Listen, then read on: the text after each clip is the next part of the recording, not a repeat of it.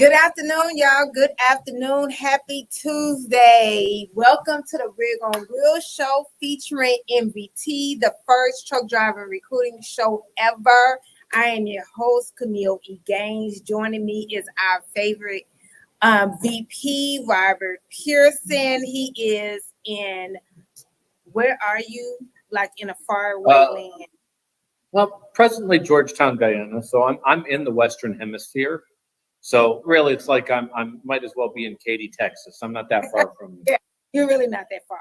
But anyway, from Mesilla Valley, and we are your ultimate destination for truck driver news, insights, hot jobs. We definitely have a hot job for you today. Driver tips, recruiting tips. So we're definitely going to make some history together. We got some sad news. It just keep going up. This here diesel, it just keep doing what Pierson said it was going to do. So Pierson, you want to talk about it a little bit? Yeah, it took a while. It's up a few cents. No need to get into semantics. There's a few things weighing pressure down on it, both short term and long term.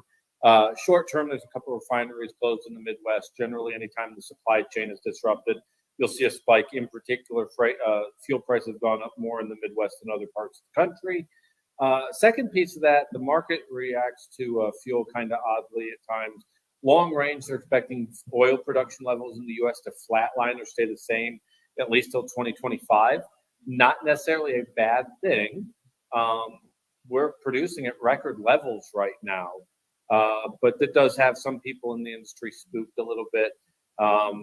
And look, if freight picks up, and we definitely use a ton of fuel in our industry, that may have a major impact on the supply. But again, the U.S. is producing at record levels at this point. Our exports are high.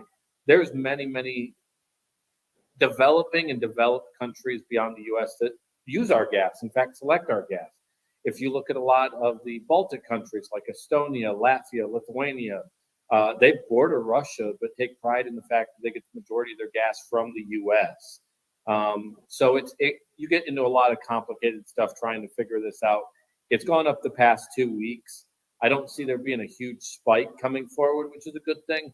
It is a reminder, though, as an owner-operator or a company driver or a lease purchase driver, when fuel prices go up, that fuel surcharge is a lagging indicator. Watch your speed, drive conservatively. As much as we want to put down as many miles as possible in any given week, you want to drive conservatively, and fuel economy definitely matters. Well, one thing I like to talk about is the fact that it's still down 64 cents from this time last year. So we'll see if it catches back up. But I do want freight to kind of rise up again, because if freight rise up, this wouldn't even be feeling like a big deal anyway, right? So yeah, it's hard though. The spot market's soft right now. If you look at the DAP boards and a few other sources, the available loads went down about 2% over the last week, yet the available trucks on the spot market went up 7%. So you have more trucks, fewer loads. Generally, that's going to keep rates on the spot market somewhat suppressed. So that's going to be one of the things to watch as well. Though the industry has shed a lot of drivers with the drug clearinghouse and a few other factors, and owner-operators turning in trucks that they couldn't maintain or afford to keep, the volume of freight is still not matched up with the volume of trucks. That is not unusual for February. That technically is how life is in February normally, depending on which niche or the industry that you're in right now. It's why, as any type of driver, no matter what niche you're in, it's important to watch your cost, drive slowly, get the most bang for your buck out of your dollars. Give yourself a chance to be successful. Be it if you're a company driver in a company piece of equipment, or an owner operator that physically owns your piece of equipment, you still need to be out and running and making money as much as possible during this time frame. Everybody has monthly truck payments to make, and you have a certain amount of money and revenue that you need to generate on a daily basis, both for yourself, your truck, as well as the upkeep of your equipment. So it is not the time now. January's passed. Now is the time you want to put in a full week, get the most money out of your available hours. The worst thing that you can do is rack up costs, but not have revenue at the same time. So even though it seems like a good time to take a vacation, now's honestly the time that you need to get up and running fully and completely operating. If you've been in the job market, as an example, and have taken the last couple of weeks off to enjoy some extended time at home, at a certain point, you still have expenses coming in. You still have to have revenue coming into the house unless you're independently wealthy and you're doing this trucking thing as a hobby. So the big thing right now is the time to get up, pick up the phone, and move forward. Like us, we're doing this as a hobby. Yeah, absolutely. Yeah, absolutely. Some people collect stamps. I hire truck drivers. Yeah, it's just a hobby. We came from that family, But something that was in the news today and yesterday that's being pushed off till May, and this is definitely something that Pierson, you talked about, I believe it was last month and the month before, that you're looking forward to. Me too, to be honest with you. And I know, we're going to get a lot of ill comments about this, especially from smaller carriers and some truck drivers that are not wanting the speed limiters, or as we kind of talk about it a little bit more, but trucks to be governed. But the FMCSA posted they're postponing the rule that is requiring the speed limiters on the big trucks. So anything over 26,000 pounds. They didn't say why, but I know it's because so many smaller companies or operators are definitely pushing back on this rule. But do know, because they've been talking about this for so long and it's really like right there, it's going to become a thing, right? So we know the reason why it's a good thing, why you and I think it's a good thing, is enhanced safety. Enhanced safety is going to definitely go for fuel efficiency. What are some other things I wrote down? Environmental benefits, so green, compliance with the regulations, and reduce wear and tear tires, all of that, which all of that adds up into more profit. That means more money in a truck driver's pockets. Something else. We also, insurance. We also have a problem in this industry. Over the last 5 years, we've had 2 to 3 big insurance providers just say, I'm not going to insure trucks anymore. Literally get out of it. And the insurance basically works off math and ratios and probabilities.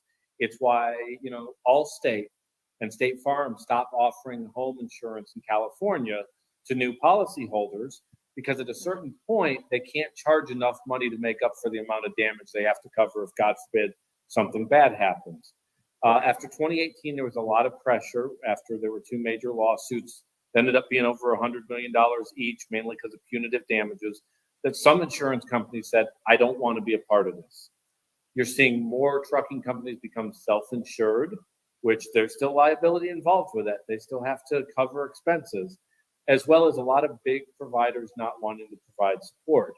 That definitely impacts. Not everybody can be self-insured or should be self-insured.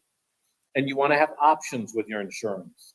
So part of this, the upside to it, and I'm not saying I'm a fan of the big guy telling the little guy what to do, but at the end of the day, the insurance needs to be able to cover trucking carriers. There's a lot of liability in moving freight up and down the road.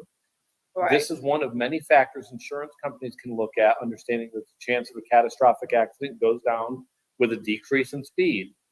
I think it keeps players in the industry that might otherwise back out. You'll continue to see a lot of trucking companies look at options as far as becoming self-insured, which it can be a long process with many risks along the way. But for your smaller companies, smaller owner-operators, this isn't necessarily the end of the world when this does come, and it may provide 1 or 2 fewer companies leaving the marketplace to provide insurance to our industry. And to piggyback on what you said about you're not a fan of the big guy telling the little guy what to do, because I know you're not a political person and all of that type of stuff. You're the most, you're not into that game. I go either way depending on what, serves me a purpose. Let's just talk, say it like that. But it's not that I'm into the big guy telling the little guy what to do, because I'm really not. However, if the big guy is going to tell a little guy what to do, and in this case, I do believe in the trucks being governed, but I do understand things or the cons with it, the reduced flexibility as far as being able to increase speed to get out of the way of whatever is going on a highway. Also, let's see, other things that I like a potential not roadblock, but traffic jam that might be going on, things like that. First of all, it needs to be different trainings, because me doing it is different than a professional driver doing it. I'm not a professional driver or anything like that. So the way that a big truck, somebody 26 pounds or better, that needs to be handling themselves versus my car needs to be handling myself is totally different. But going back to the big guy and the little guy, this is where subsidies and tax advantages and things like that need to come into play. First, for the additional trainings, so that they could be virtual. Second, for the installation in it. And then to make sure that the tech guys that have to do it get the advantages too, so it won't be fraud around it. Because it will be fraud, right? Because fraud people, their job is to commit fraud. I thought that was funny. Anyway, but literally, so they can have advantages, so it can be less likely that is fraud. So when they go and put this in the ABC's truck, ABC trucking company can feel that this equipment is competent, right? Like all these EODs that keep being recalled, right? Those type of things.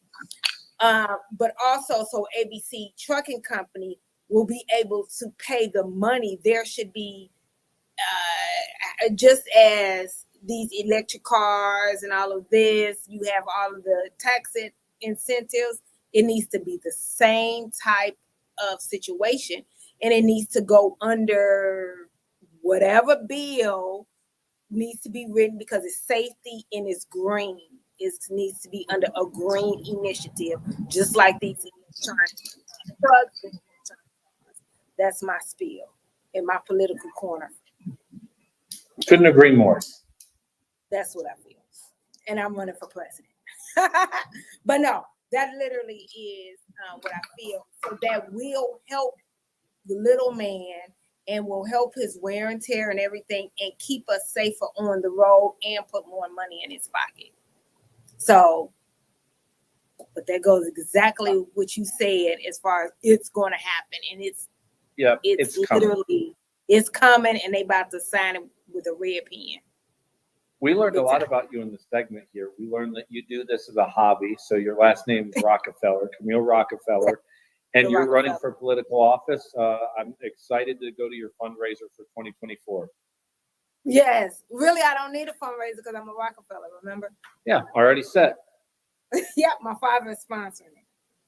Trump and Biden are on their heels. Yes, definitely. They are upset.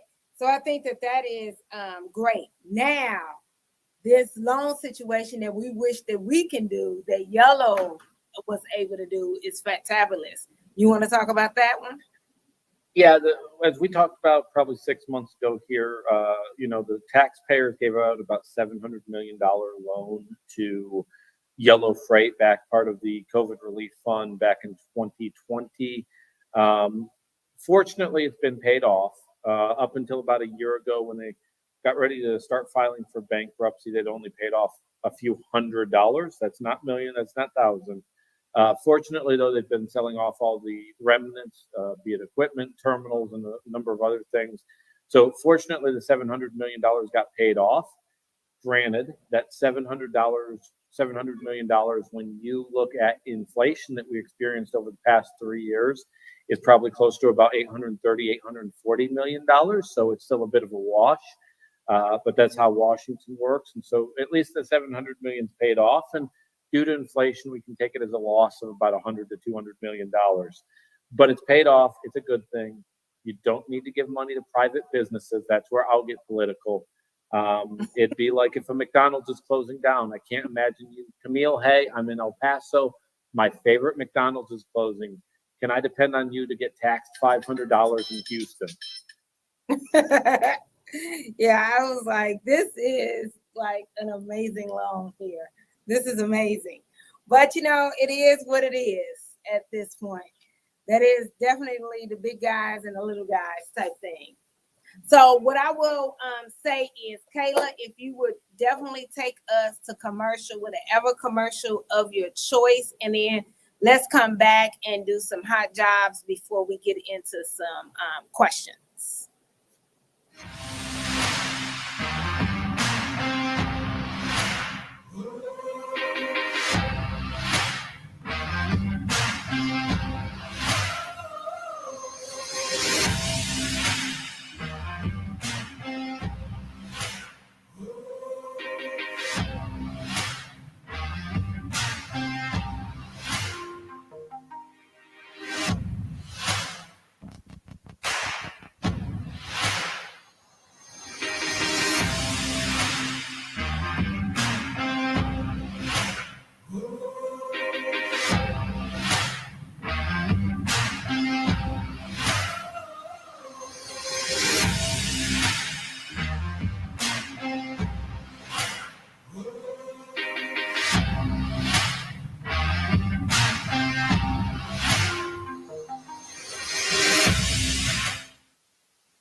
Welcome back, everybody. Welcome back. Okay, so Pierson, you said hot job division 130.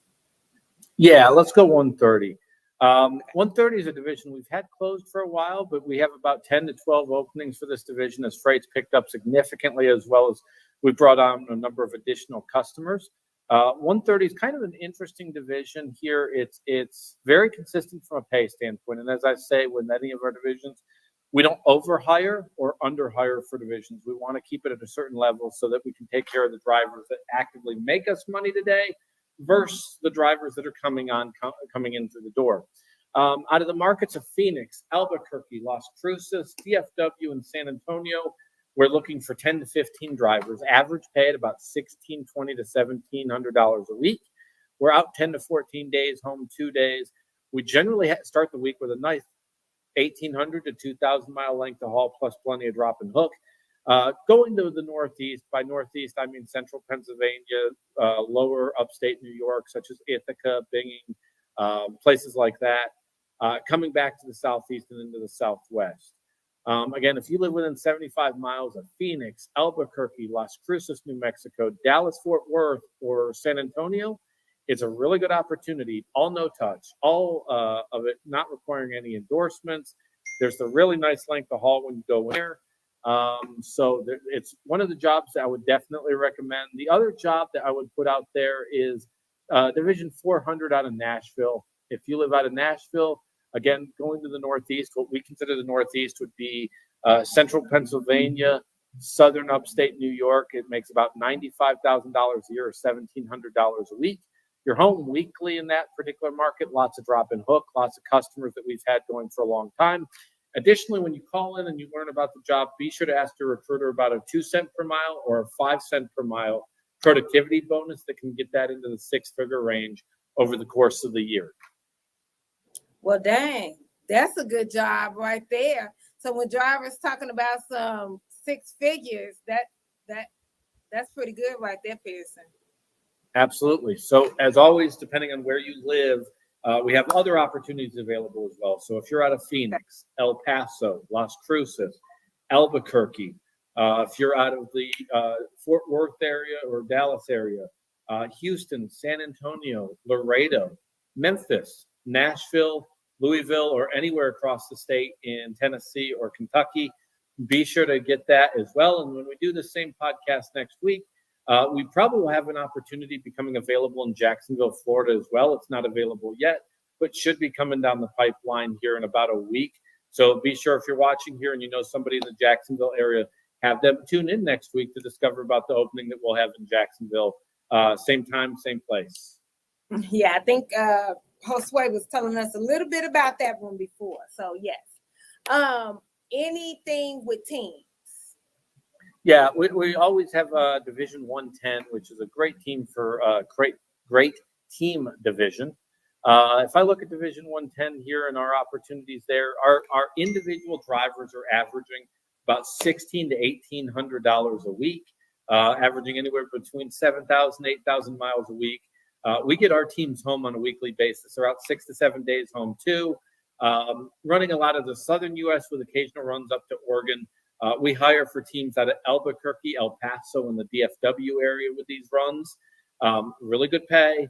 Running a lot of I-10, I-40 in the southern U.S. Plus, we'll do runs up along the Colorado Front Range and then up to Portland and coming back down. It's a busy division. We have openings for approximately 10 teams right now out of Albuquerque, El Paso, and DFW. Okay, that's awesome. Awesome. Okay, so with teams, I always like to ask this question because we get this a lot.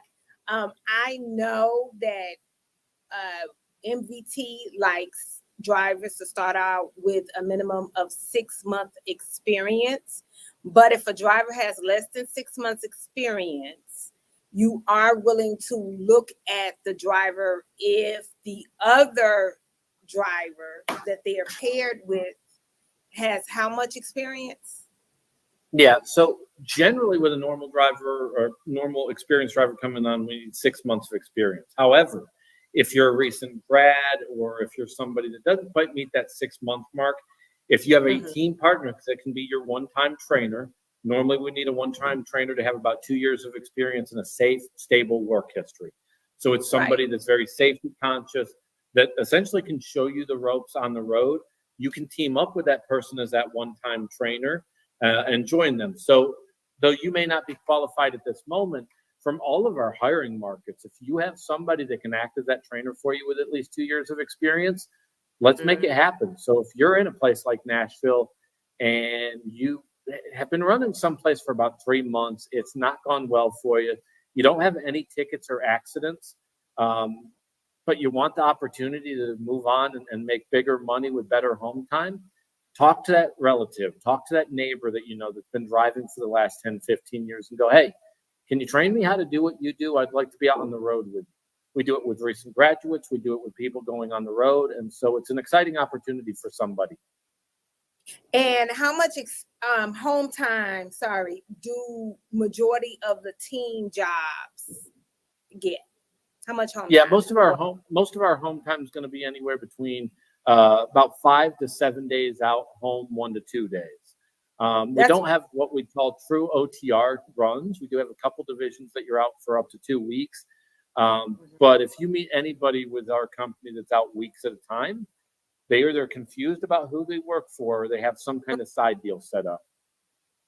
Yeah, but that's what I really like is you have some teams, and we do get some teams where they want to be out a long time, but we run into at Rig on Wheels, we do run into a lot of teams that are siblings or husband and wives, things like that they want to be home on a weekly basis. They just want a team so they can be able to make that team amount of money. So if you are interested in any of the jobs in any of the areas that Pierson was talking about, if you are a team person, whether you have the amount of experience or you are someone that has less than 6 months and the other person has significantly more, definitely give us a call at 281-968-3100, 281-968-3100, or most definitely go to our website at rigonwheels.com and fill out the Intella app completely, and we'll give you a call within the 24 hours. That app and our voicemail works 24 hours a day. And make sure that when we're calling you back, you are answering the phone and or have a voicemail that is in order where we can leave you a voicemail. Something else I want to say to all of the professional drivers out there, when you give us a call, do know that the recruiters are on the phone the entire day. Okay, so they're busy the entire day, whether they're getting your application packets together or they're doing onboarding or whatever. They're literally busy the whole day. So if you call in and you don't get anybody, absolutely leave us a message and you will get a return phone call. So is that it for the hot jobs, Pierson, what you say? We don't hear Next you, week. Pierson. Okay, we got the other. No, Can I you hear got me? you now. I heard you say next week, but I saw your head. So Yeah. so I got Week. okay, perfect. So what we're gonna do is go to commercial. Kayla told me that we got quite a few questions in, whether they were emailed or put in the forum or whatever the fancy thing is Kayla is talking about. So we're going to go ahead, go to a commercial, and then come back and get to answering questions between Pierson and I. Be right back in 2 and 2.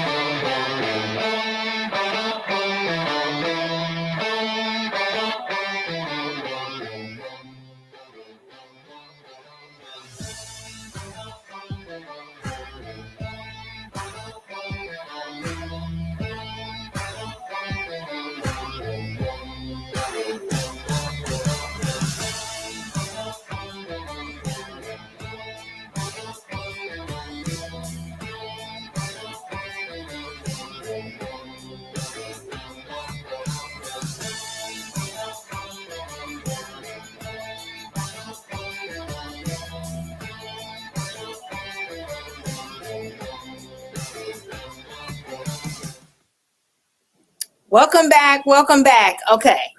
So Kayla, let's shoot. Or more positive. Let's just answer. First question I have is for the Division 130. What's the home time for that? Yeah, it's generally out 10 to 14 home 2 days.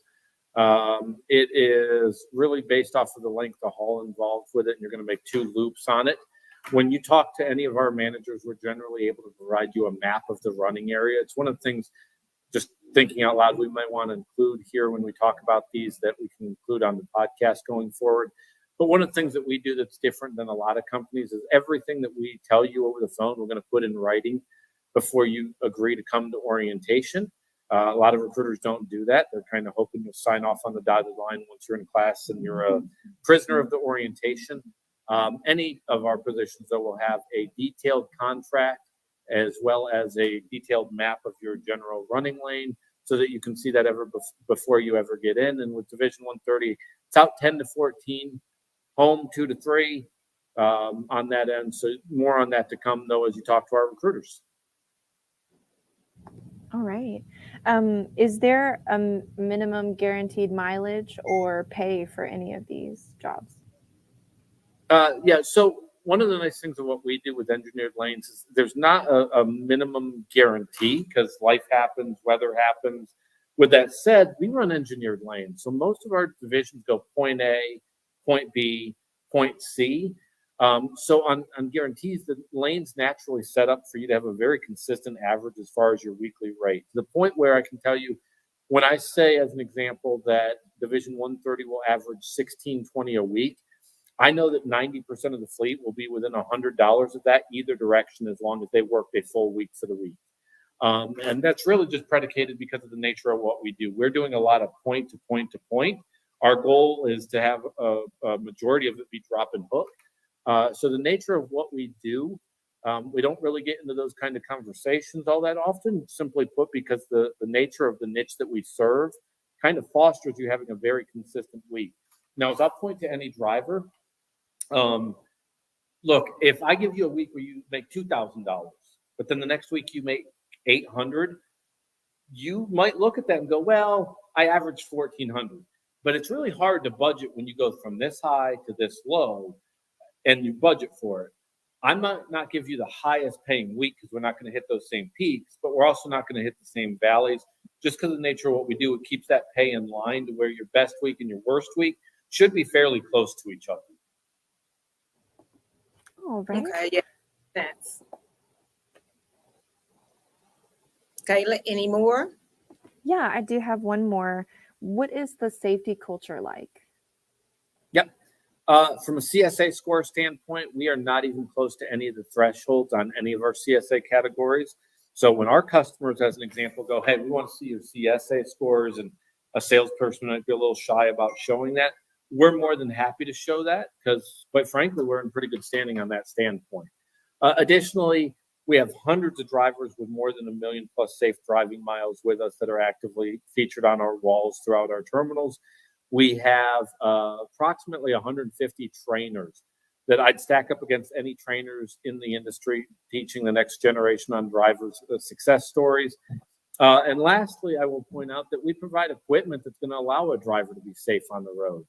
As much as a driver's behaviors on the road determine your safety, having the right equipment on the road, which I'm sure we'll talk about later in this podcast, becomes really, really important.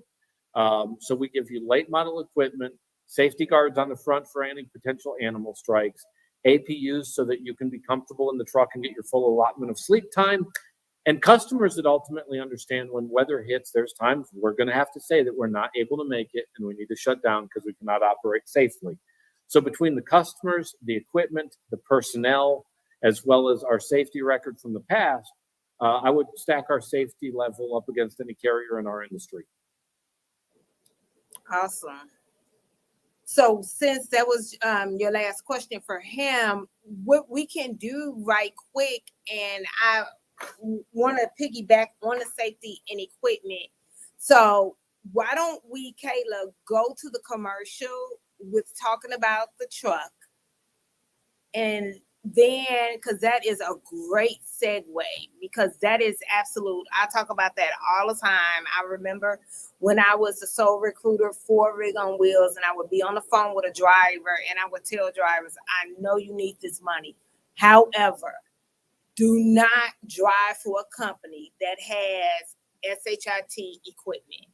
Shit equipment. I'm just going to tell you, because you are the one that's responsible for your CDL, not that dang blasted trucking company.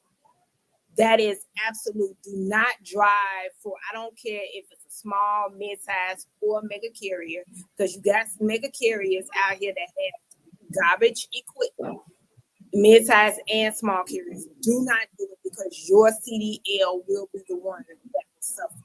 It's not going to be the truck. Let me give a the same way. Yep. So you really protect your CDL. Let me give a couple of examples, and I don't think that drivers always see what we see on the recruiting end of it.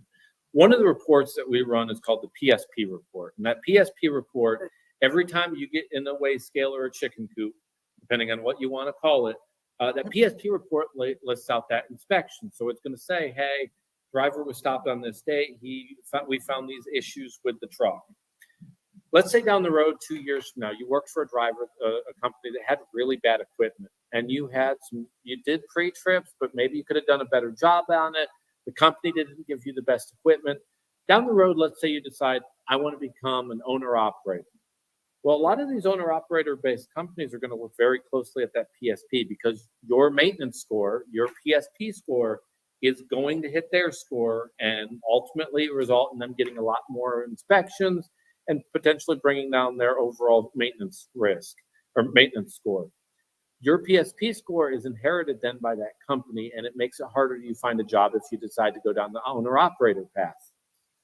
Additionally, let's say that you're looking to be a company driver. If you go to the weigh scale, every time you're forced to go to the weigh scale, there's a probability that eventually they will find something. Even a brand new truck, if you have 100 brand new trucks and you put it into a weigh scale, most DOT officers will tell you, we're going to find a violation on one of those brand new trucks that comes off the factory line. You want to be with a carrier that has a strong safety record because you don't have to go through the weigh scales that often. Now, if you do go through the weigh scales and you come out with flying colors, it's cool for you, it's good for the carrier, but you don't want to keep tempting fate every single time by having to go through the weigh scale every single week. If you go to a carrier that notoriously does not take care of their equipment, the DOT officer at that weigh scale gets it on his computers. You go through the scale and says, we got one, ding, here comes an inspection. Every inspection you do eats up valuable time going down the road. And ultimately, if they catch something, each of those inspections start to play a cost. You want to have a carrier that's safe, so you're not having to constantly go through the weigh scale. And you ultimately want to be successful with your career even after you're with that company. And it's hard to do that if you're with a company, as Kameel says, with shit equipment. Yeah. And the officers know which carriers obviously are going to be the ones that are going to have the issues with the truck. They know.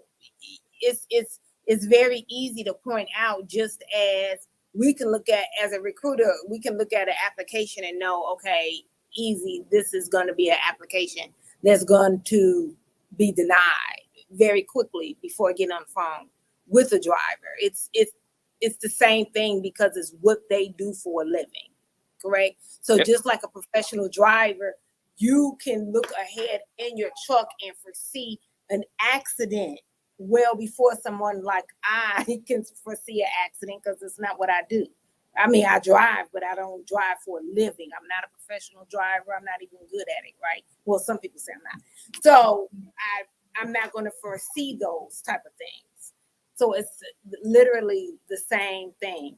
And I know Kayla's letting me know that it's some questions that came in that's probably directed for Rig on Wheels. So we'll get to that after we go through the segment about the MVT equipment. But I definitely want to talk about that. But let me say this. Some things that Pierson seen, and I say this as a third-party recruiter that is not married to any carrier. You want to get with a carrier, I don't care what carrier it is, but you want to get with a carrier that has good equipment, because if every time you go past a DOT officer, they pulling you over because they know that this carrier is prone to having bad equipment, if your wheels ain't turning, you ain't earning. Okay, unless you get unless you're a salary driver, and it's not too many salary drivers out there. That's just not the way it goes, right? And even if you do come with a guarantee, it's typically a guarantee of just a certain amount of miles, and that's just in case like it's some type of breakdown or whatever. That's not the amount of money that you are expecting to have on your paycheck, right? And then you don't want to be in unsafe equipment. Every time you pull out of your terminal, every time you leave your wife or your mom and your kids, you're risking your life to bring almond milk to my son. So you want to make sure that your equipment is safe. Then you driving next to me on the road, so I literally want the equipment that you're using is safe. If you're an owner operator, having bad equipment is literally going to eat up your diesel. It's just like me in my car. It's just not going to be as much. So it's literally the same things. That little wear and tear, little things come out to big things at the end of the year, when you realize you could have taken more profit home, or you could have invested more back in your pocket, or invested more into a passive business or something like that. So first, let's go ahead, Kayla, and go to the commercial about the equipment, and then Pierson will come back and talk a little bit about that, unless I get on my soapbox again, and then we can answer more questions. At Mesilla Valley Transportation, every driver is behind the wheel of a late model International LT, a truck that takes comfort, convenience, and safety to a whole new level. Join us as we explore the impressive features of this powerhouse on wheels. The open road is full of surprises, and sometimes that includes unexpected encounters with wildlife. But worry not, the International LT has you covered. The front end protection guard offers an extra layer of defense, protecting you from animal strikes. Drive with confidence, knowing that you're shielded from the unexpected. We all know how important it is to keep our batteries charged, and our International LTs have your back. The Cummins X15 is equipped with an auto start feature, ensuring that your batteries are automatically recharged when they run low on volts.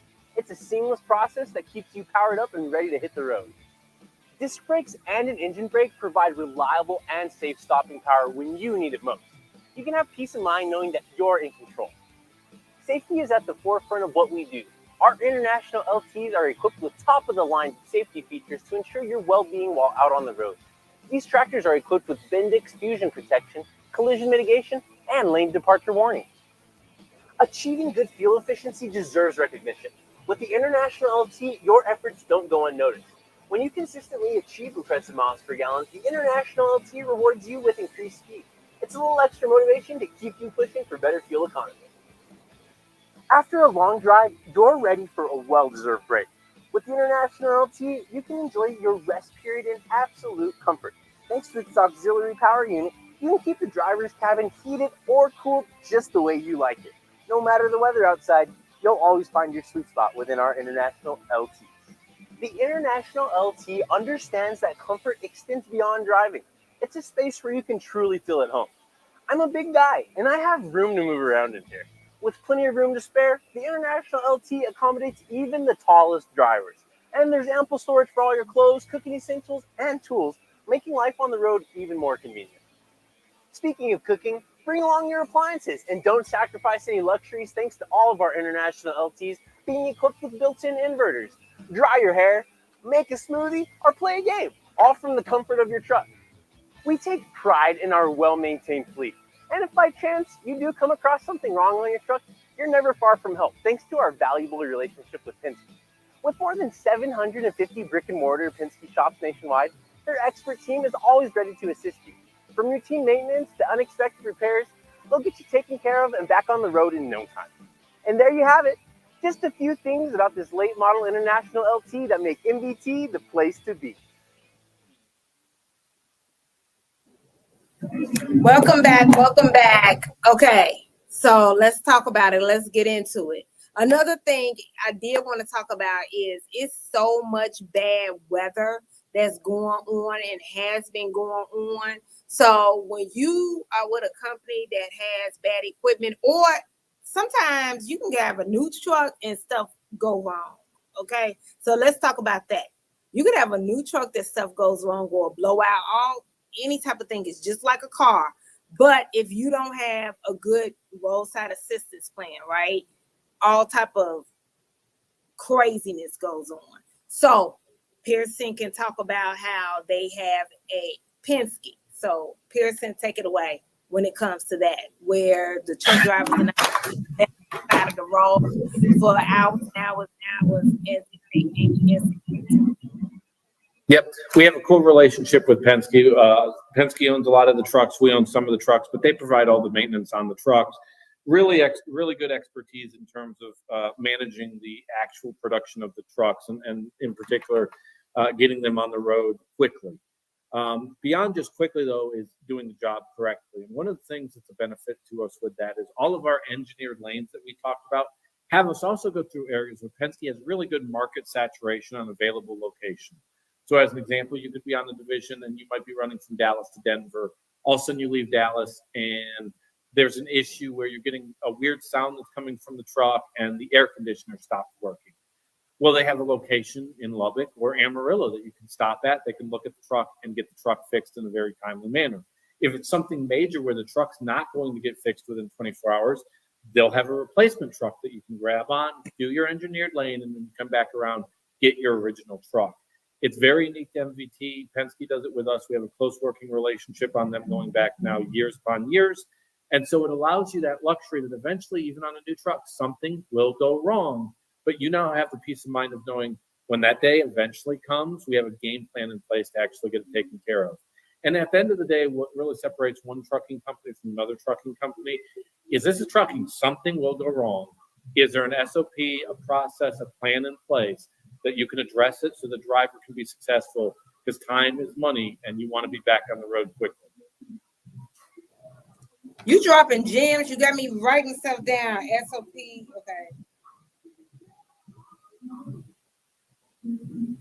Okay, I'm writing it down. Okay.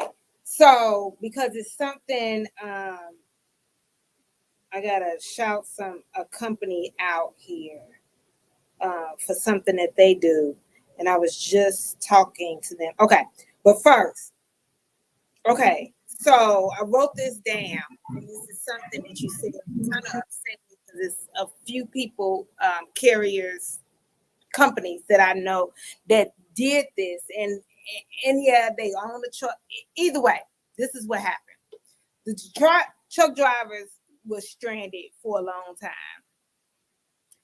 So basically, what Pierson just said was, in plain English, for truck drivers and people like me to understand, is MVT basically cares about their drivers because they have a plan in place for not if, but when something happens. That's what Pierson says. Some of the trucks they own and some they don't own.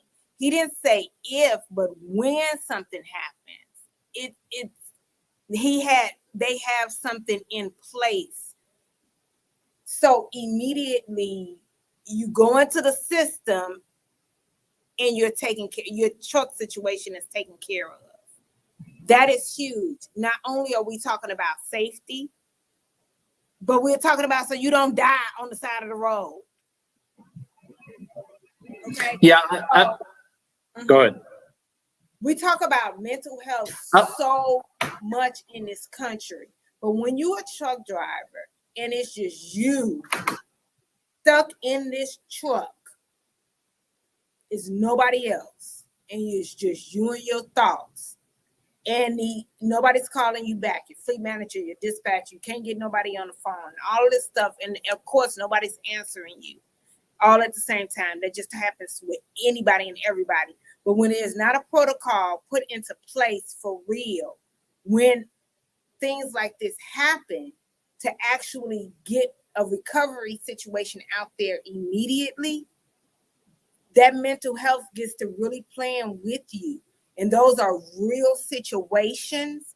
And I know some people are thinking it's just a breakdown on the truck. We literally just have a lot of breakdowns that happen. But Monday, no, forget Monday. Friday for me was the worst today that it had ever happened in the history of happenings. So I couldn't imagine have been on a truck having all of that type of stuff going on. So when Pierson is talking about how they have a relationship, a very good partnership with Penske, that's huge because that means MVT literally cares about its drivers and putting their money where their mouth is. Then the cargo is going to be taken care of, and they have great customer service, and they've been awarded by Ryder, and they've been awarded with other shippers and things like that. So it's just SOPs being in different processes going,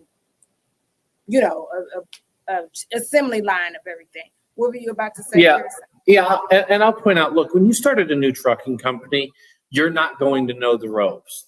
Every company has years of history before you ever got there that you're not going to know in this situation you do this. And in this situation, you call this 800 number.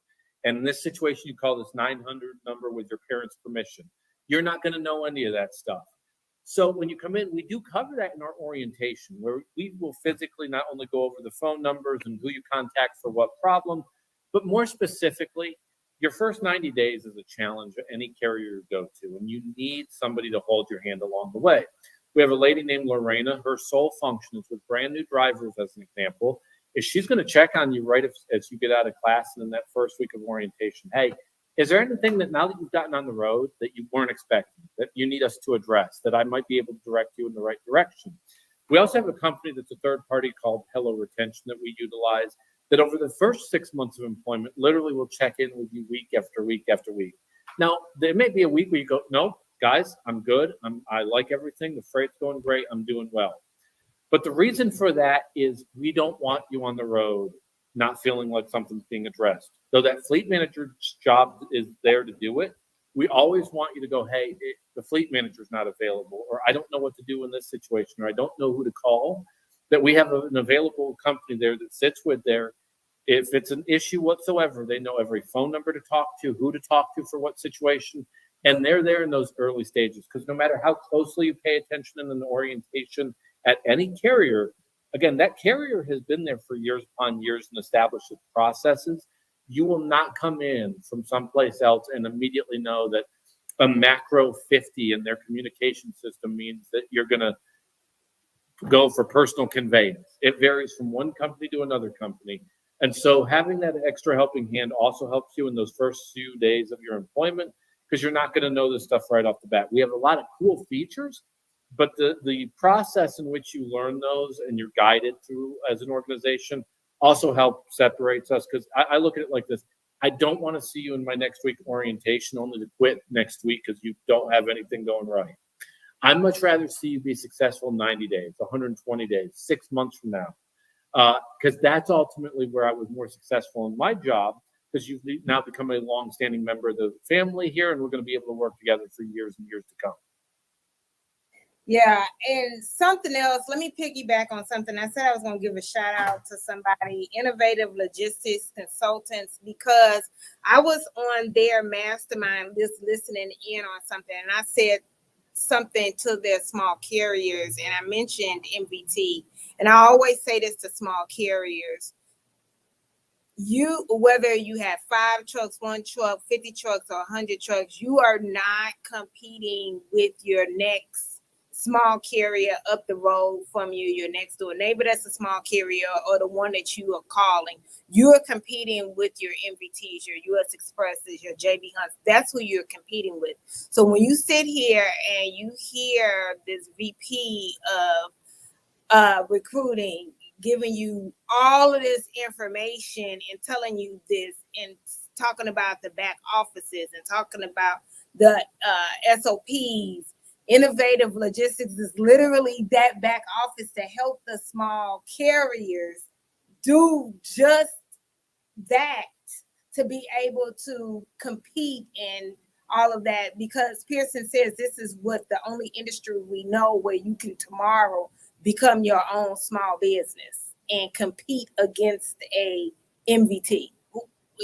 You can't open up a telephone company and compete against AT&T or a tech company and compete against, not in real life. You can. Oh no, I can tell you, I'll go compete against Microsoft, but you're going to see a lot of wires and blank screens sitting in my garage for the next 10 years. Right. The only people that's going to think you awesome is your mom. That's about it. That's really cute. Maybe, right? Maybe. Not our mother. My mother is something else. She won't think I'm awesome, but it's somebody else's mother, might think I'm awesome.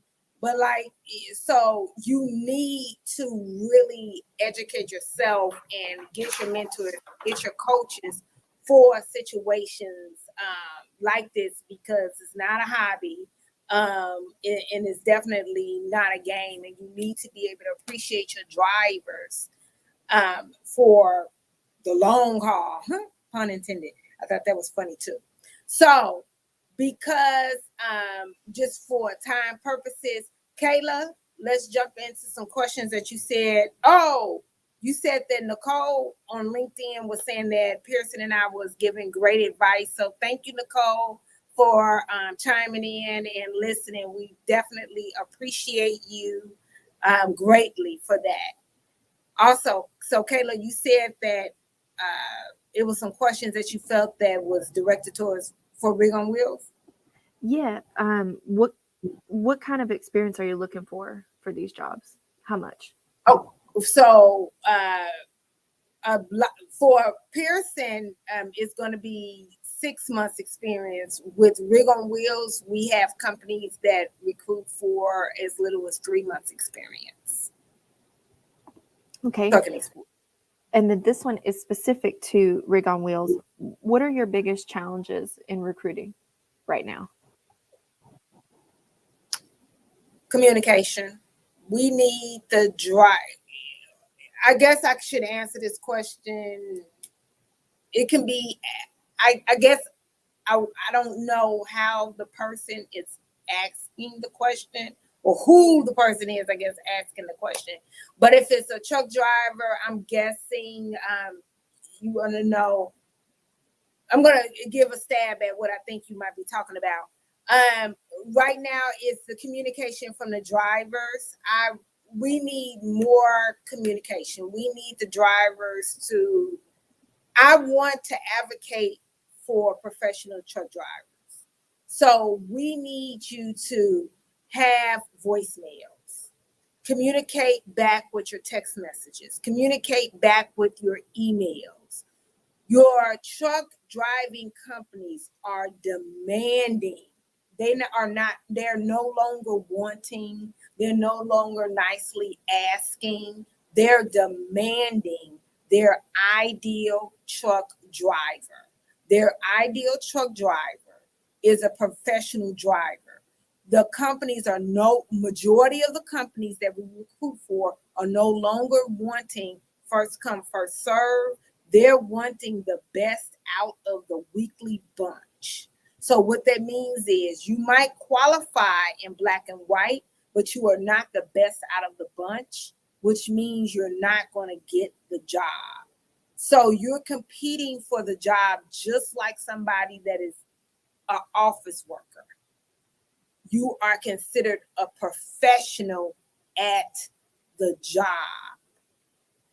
So when I say that I really do enjoy it because I want truck drivers to be looked at just like the pilot. I don't want the pilot at United, my favorite airline. I don't want the pilot at United. They have the wide seats.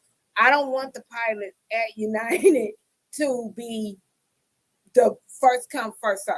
I don't want that. I just literally don't want the pilot. I want the one that's driving that plane to be the best out of the bunch that applied. That's what I want. So I want the truck driver at MVT that's driving next to myself and my grandson, right? That is 26 days old today. I just want to throw that out. He's 26 days old today. I want that to be the best out of the bunch. I don't want it to be he just happened to be a CDL Class A holder with a year worth of experience. I don't want that. I don't want that. And I'm speaking as a recruiter that has been commissioned, and I believe in commission recruiters. I do not believe in salary-based salespeople. So that is my answer. And I'm sticking to it. My last question is, how many other companies do you recruit for? About 40 plus.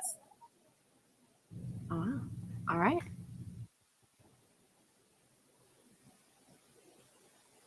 Anything That's all else? I have, Kameel. Oh, we don't hear you, Pierson. I think it's something in the wire. Can you hear me? Yeah, we got you now. Okay. I will point out with Rig on Wheels here, and this is the advantage as a truck driver, is think of Kameel's team as your personal agent. Being on the open job market can be horrible. You can get into where you do a job board and you have 30 different people calling you up. And by the time you get to that 30th recruiter, you may like what they have to sell, but you're pretty beat up after 29 recruiters calling you and leaving voicemails and text messages and emails. The nice luxury with a group like Kameel is they act as your agent in the relationship and go, hey, let us take care of the legwork. Let's see what your experience level is, your qualifications, what endorsements you have, where you live. And then ultimately, let's have that conversation about what are your best 2 to 3 things that you want to find. And then they can take that information and go, hey, you know what? We have a couple options that seem to meet your qualifications that you have, plus with your wants and needs. Let's go ahead and present you to these particular candidates. If you attempt to do that, on average, the average job seeker right now takes approximately 2.5 days of full work to find their next job. Where with Kameel, outside filling out an application, a couple of conversations with ultimately the carrier you're going to, you're spending anywhere between 2 to 3 total hours to find that job instead of 2 to 3 total days. And that's a nice luxury as a driver. I can tell you that I do competitive analysis. So I'll act like a driver and I'll go ahead and call my competitors to see what they're doing. It is a mind-numbing and grueling process. It's something I recommend any recruiter should do for personal experience. You should want to know what the experience of the driver is in that process because it's not fun. But as a driver, if you're looking to reduce your stress and just have a simple process of, hey, this is what I'm looking for. This is my experience.